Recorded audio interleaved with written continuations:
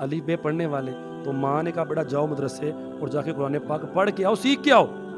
गए, कारी साहब ने कहा पढ़ो बिस्मिल्लाहिर्रहमानिर्रहीम, पढ़ा बिस्मिल्लाहिर्रहमानिर्रहीम, और साथ ही पहला पारा पढ़ना शुरू कर दिया, अलिफ लाम मीम ज़ालिकल किताबु ला रैब फीहि हुदल लिल मुत्तकीन। पहला पारा पूरा सुना दिया, ज़बानी उतो वे के नहीं, ज़बानी सुना दिया। कारी साहब भी हैरान है, जो बच्चे बैठे वो भी हैरान। दूसरा पारा शुरू कर दिया, सयक़ूलु सुफ़हाउ मिनन नासि मा वल्लाहुम अन क़िबलतिहिम अल्लती कानू अलैहा। दूसरा पारा पूरा पढ़ दिया। तीसरा पारा शुरू कर दिया, तिल्क रुसुल फद्दलना बादहुम अला बाद मिनहुम मन कल्लमल्लाहु रफ़अ बादहुम दरजात। तीसरा पारा पूरा पढ़ दिया। चौथा पारा शुरू कर दिया, लन तनालुल बिर्रा हत्ता तुनफिकू मिम्मा तुहिब्बून व मा तुनफिकू मिन शैइन फ़इन्नल्लाहा बिही अलीम। चौथा पारा पूरा पढ़ दिया। पांचवा शुरू कर दिया, वल मुहसनातु मिनन निसाइ इल्ला मा मलकत ऐमानुकुम। पांचवा पूरा पढ़ दिया। छठवां शुरू कर दिया, ला युहिब्बुल्लाहुल जहरा बिस्सूइ मिनल क़ौलि इल्ला मन ज़ुलिम। छठवां पूरा पढ़ दिया। सातवां शुरू कर दिया, व इज़ा समिउ। उसके बाद आठवां शुरू कर दिया, वलो अन्ना नज़्ज़लना इलैहिमुल मलाइका। सातवां पढ़ने के बाद आठवां पढ़ दिया। नौवां शुरू कर दिया, क़ालल मलाउल्लज़ी नस्तकबरू मिन कौमिही।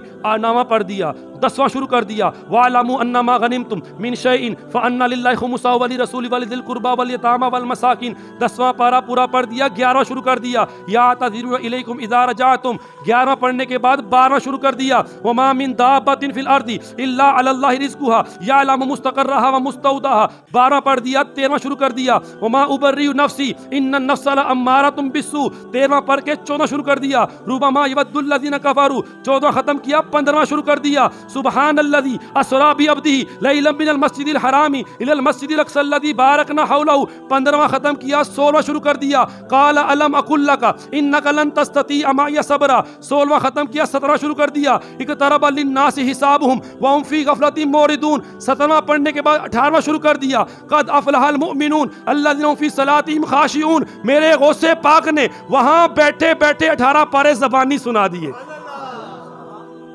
उस्ताद साहब ने पूछा पुत्र और पढ़। कहा मुझे इतना ही आता है। कहा ये कहाँ से सीखा? फरमाया मेरी माँ को 18 पारे ज़बानी याद थे।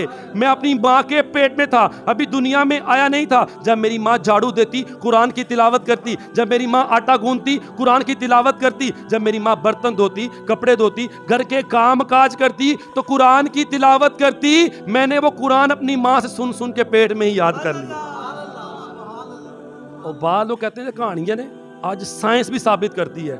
साइंस कहती है कि माँ बाप जब बेटा माँ की कोख में है, अभी दुनिया में आया नहीं, जो जो एक्टिविटीज़ जो जो काम दुनिया में करते हैं, बच्चे पे उसका असर होता है। उसके लाशऊर में वो चीज़ें फिट हो रही होती हैं। अगर माँ नाच गाना कर रही है, फिल्में ड्रामे देख रही है, झूठ बोल रही है, बच्चे पे उसका असर हो रहा है। माँ कुरान की तिलावत कर रही है, माँ दीन का दर्स दे रही है, कुरान पढ़ती है, बच्चे पे उसका असर हो रहा है। तो मेरे दोस्तों, मेरे भाइयों, मेरे बुजुर्गों, आज ये जो गौसे पाक की जो बात हो रही है, इसके अंदर से ये बात हमें बहुत बड़ा पैगाम देती है कि असल चीज़ माँ बाप है, कि माँ बाप का करैक्टर, उनका किरदार जैसा होगा औलाद वैसी ही पैदा होगी।